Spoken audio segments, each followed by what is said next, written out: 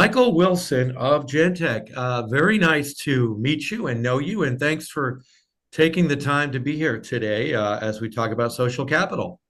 Yeah, well, I appreciate the chance to get to meet you as well, Chris. And yeah, thanks for having me.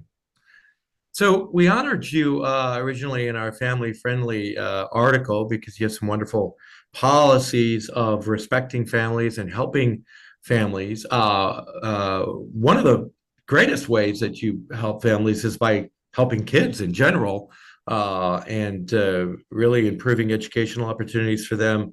But you're really taking tech to a personal level in a lot of powerful ways, and you've grown very quickly because of it. Um, Michael, tell our viewers a little bit about what GenTech does and what makes them so special. Yeah. So GenTech does a lot of really cool and innovative things for the community and, doing that through the lens of technology. So we have our tech support arm that's the community tech hub in North Phoenix where people can come in and we help them out with any of their technology issues. So whether any device, any software, sit down with one of our techs and they'll walk you through it and help you out with that. Along with teaching kids here in our store and teaching them the technologies that they need for the future, for a future in technology.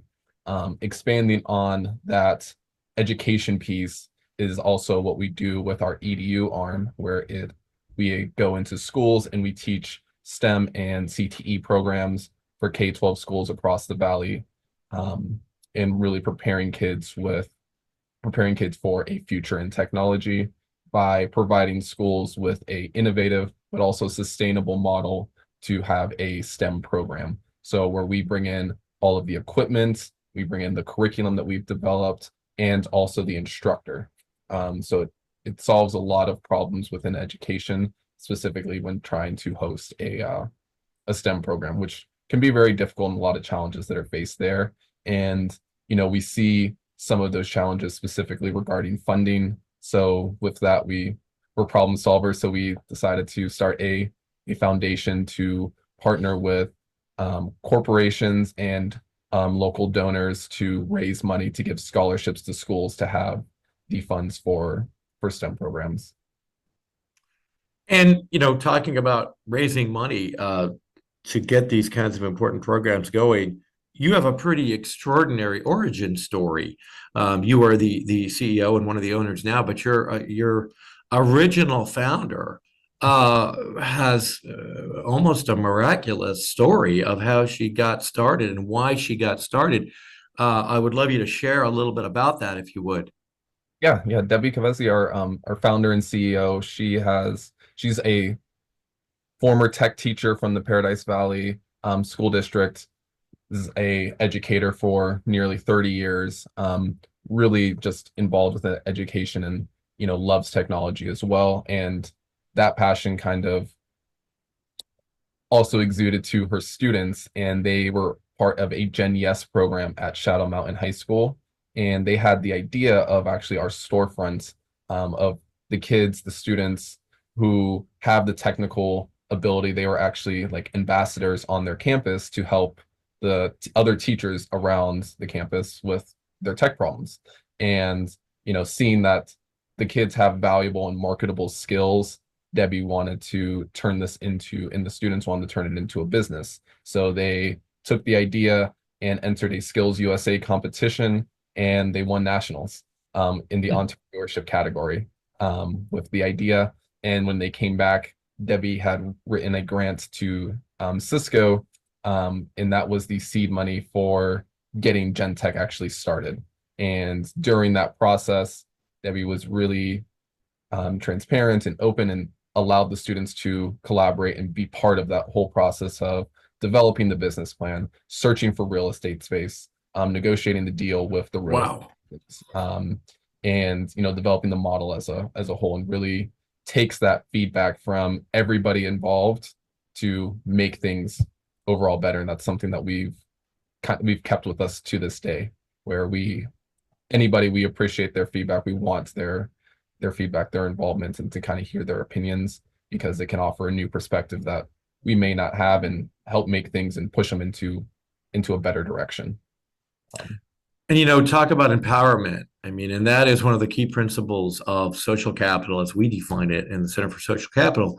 And I mean, you guys took that to a whole other level with empowering these students essentially to be these ambassadors and to really be at the heart of your business model, and to show them that they had value, is extraordinary, obviously. Um, and it yeah, worked. This business model, which you guys have been around for almost a decade now, and you're growing by leaps and bounds. And you are now an owner. You come from a technical background, and what made you look at this company and say, "Wow, this company not only does something important, but it has great economic value," mhm, because we always talk about bridging those two yeah, and saying, it's not just about doing something good. You guys obviously doing something incredibly good, but there's an incredible economic value in it. And what made you see that and say, yeah, this is going to work and this is going to grow? yeah. Yeah, the whole concept of GenTech is really for the people that work here and developing them and growing them. So when they go off and, after they, get their experience here, they're ready for that future workforce. And I actually started at GenTech while I was still studying at GCU as an instructor, teaching those STEM programs to kids. I started teaching kids how to build computers and how to program. And I never thought I was going to become a teacher or, even like it, but I fell in love with it. And especially with one of our signature programs, which is a computer build class where kids we bring in practice computers and they get to, pull the hard drives and the CPUs and the RAM out and, understand what all the physical components do and how they interact with the software. And after they go through that course, then at the end we do a deployment event where those kids actually we bring them computers that they get to take home and keep at no cost to the students or to the families.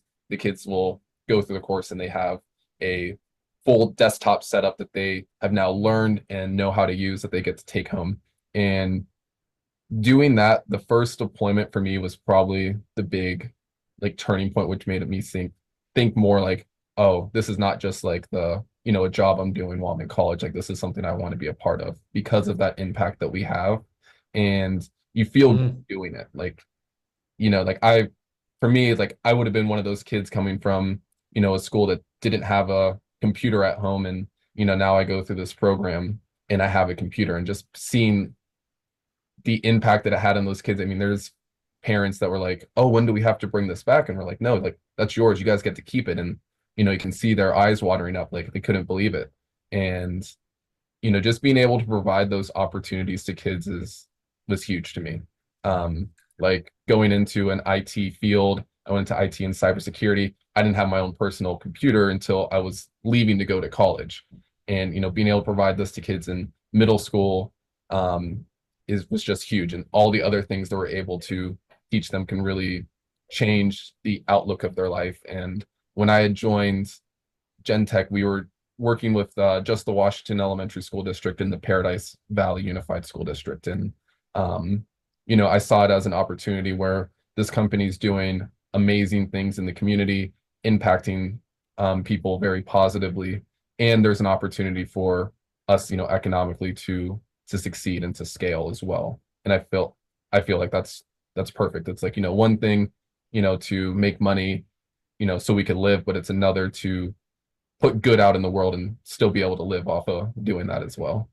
Um, Yeah, and you're proof positive that it works, obviously, having come from the being essentially, someone that it served, and now, someone that's serving it and growing it, doing good, like we said, it's so important and so powerful. There's nonprofits that do what you guys do, obviously, but you're a for-profit company, and I think that key word, we get it from so many of our CEOs, the ability to scale, is what makes a business, and then to turn around, the ability to scale is what makes it able to help even a greater number of people. And it looks like you guys are scaling. You're at that point. where you're ready to scale in a big way.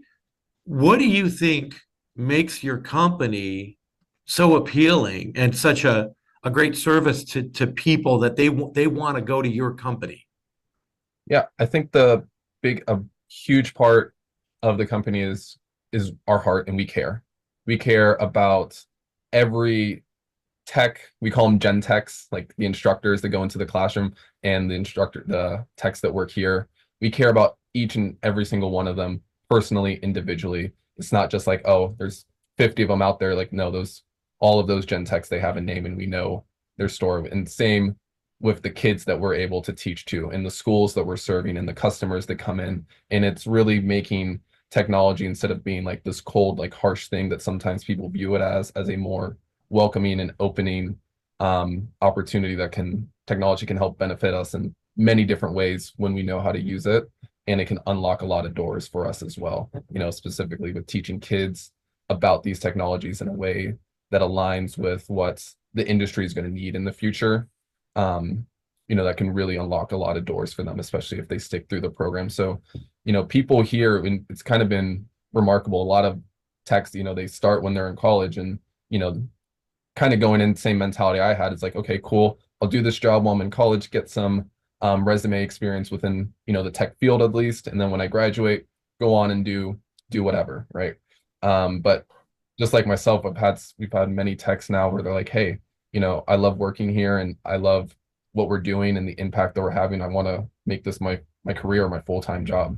And like that just is a really, I know Debbie, it's a really heartwarming feeling for her, but also for myself as well, as I've been building this with her. So I think the heart and the passion that we have with what we do is in always just wanting to take care of people, going above and beyond to take care of people is the big differentiating factor. Um, so like, and people want to be around that, and we want to bring those kinds of people around us and keep doing this good work that we're doing. And we're seeing that schools are catching on and seeing that it's a model that works. It's a model that is sustainable for them, also cost effective for them, and the kids are benefiting positively from the program too, by getting the opportunity to learn so many different technologies under one roof, where it's not just robotics or just engineering or just coding, where we're able to, even in one school year, teach kids 4 different strands of technology to help them become more well-rounded, but also find what they like and what they love. I like to, think of it like, you don't know if you like something or if you're good at it if you never get to try it, right? And for kids, we feel that we want to give them the opportunity to explore it and to try it, to see what they do like. And the more things that we can introduce and bring to them, then the more opportunities it is for a kid to find something that changes their outlook on what their future could be. So I think that's a big part that everybody sees, and the impact that we're having. And we also all wish that we had a program like this when we were kids. Like, you go ask any of the instructors, any of the techs, were like, man, I wish I had this when I was a kid, after they teach a semester. And that's across the board. So just being able to give back is great. And it's valuable and marketable. It sounds like giving that incredibly high product to those students is something that's translating into sales, because they love it so much, they see the value in it so much. The schools are seeing a noticeable difference between students that are helped by you and that maybe are not helped by you, right? So it makes economic sense and efficient sense to utilize you guys. And so, we have this, we say this all the time, that good actually, doing good actually has a value, and an economic value that translates. It just takes a dedication to it and a devotion to it for a certain period of time for it to actually, be seen and be realized. And so it sounds like you're at that point. What are you guys looking forward to as far as growth? Because it sounds like you're on a growth trend. What's next for you guys?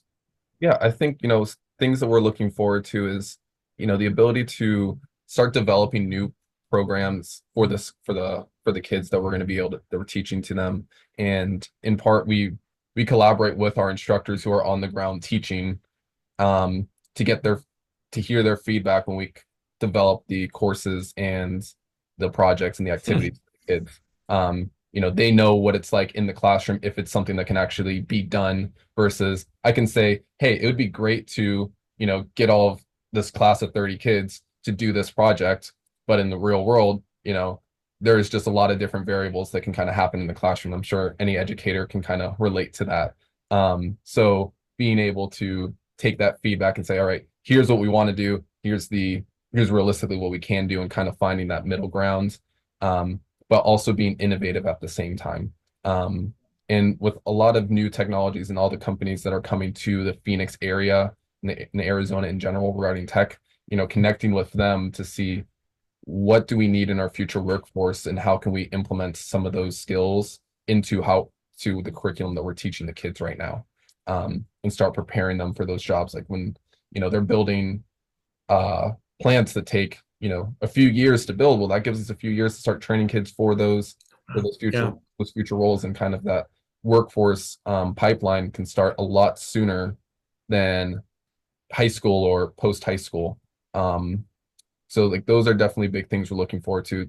For me, it's always just the more kids that we're able to teach and reach out to. I think as schools and districts are seeing that it's working in neighboring districts is something that they want to bring to their schools, which for us is awesome. That's more kids that we get to teach. That's more Yeah. instructors that we get to put in the classroom and help develop their skills, and people that we can give those part-time opportunities to who are teaching the program. And it just unlocks a lot of opportunities that we're really excited for. And the big thing is just there's so much. We have over 1 million kids and students in Arizona, and there are many jobs, especially in tech fields, that are getting filled from people coming from outside of Arizona. So why are we I feel we should be preparing our kids here Hmm. for the jobs that we have, at a very young age, and getting them ready and thinking about that. So um and we're seeing at some schools and districts that we're partnering with too that it's that kids want to come to school because they want to program the robots. They want to learn how to use a 3D printer and make something cool, or design their own video game, or just create with technology. And it's even bringing in some districts, parents are bringing their kids to certain schools because the GenTech program is there. And that's having a positive impact also on the school and the district as a whole as well. So just being able to really spread that to more kids is something we're looking forward to. Developing the cool tech, the new programs and the cool tech is always something we enjoy doing. Kind of tinkering, that's in all of our blood here. So uh, Hmm. having the opportunities to do that and just keep innovating and developing new ways and um, new experiences for the kids, that where we can have fun and teach the kids really cool stuff. Have fun and learn, and that's really what we want to do here. Well, I love your whole take on this, your passion about it, but your whole business model. It's such an organic, ground up business model. And just to kind of, you know, perfect circle here for our conversation. You started out talking about how you'd worked for the company, and how people that or you'd started as a student, and the students, the effect on students, and how the people who are on the ground level and on the front line in your company are going to be giving you the ideas for innovation, the ideas for where you're going to go in the future. It's such a ground up approach to growth, and it's such a natural approach to growth that it's beautiful. And I mean that is such a big part of empowerment, allowing those people on the ground and on the front lines to be a crucial part of your business model and your growth and what you're going to be doing going forward. Um, you're everything that we believe a company should be, and it's almost a a poster child for how to start a company and make it into a social capital company. And so we love what you're achieving and the growth that you're experiencing. And we really thank you for taking the time to talk to us about it. And we look forward to talking with you again more and following you guys as you grow and hopefully become even more successful and are able to change the lives of so many more students in so many ways. So thanks for doing what you guys do, and thanks for taking the time to tell our viewers about it. Yeah, well, thank you for having me, and thank you for the opportunity to share our story and what we're doing with your viewers. So we really appreciate it. It was All awesome. right, we'll look forward to keeping up with you, like I said. Yeah, of course. Thank you. Okay, bye bye.